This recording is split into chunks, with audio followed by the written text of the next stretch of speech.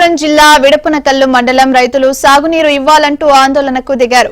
Guntakal branch కాలువకు సాగునీరు ఇచ్చి తమను ఆదుకోవాలంటూ వారు మండల కేంద్రంలో ధర్నా చేపట్టారు. తహసీల్దార్ కార్యాలయం వరకు ర్యాలీ నిర్వహించారు. గుంతకల్లు బ్రాంచ్ కాలువకు నీరు విడుదల నిలిపివేసి 10 రోజులు గడిచినా అధికారులు ప్రజాప్రతినిధులు పట్టించుకోవడం లేదంటూ వారు ఆగ్రహం వ్యక్తం చేశారు. తహసీల్దార్ కార్యాలయానికి తాళం వేసి నిరసన తెలిపారు.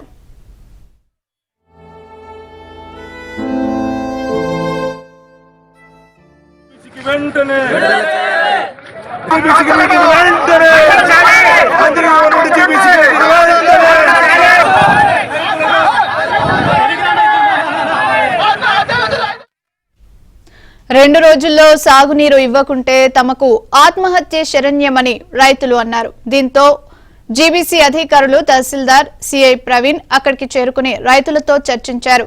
అయితే పాల్టూరు గ్రామానికి చెందిన ఓ రైతు తమకు సాగునీరు ఇవ్వాలంటూ సిఐ ప్రవీణ్ కుమార్ కాళ్లు పట్టుకున్నారు. మిరప పంటకు లక్షల్లో పెట్టుబడి పెట్టామని నీరు ఇవ్వకుంటే తీవ్రంగా నష్టపోతామంటూ వేడుకున్నారు. అది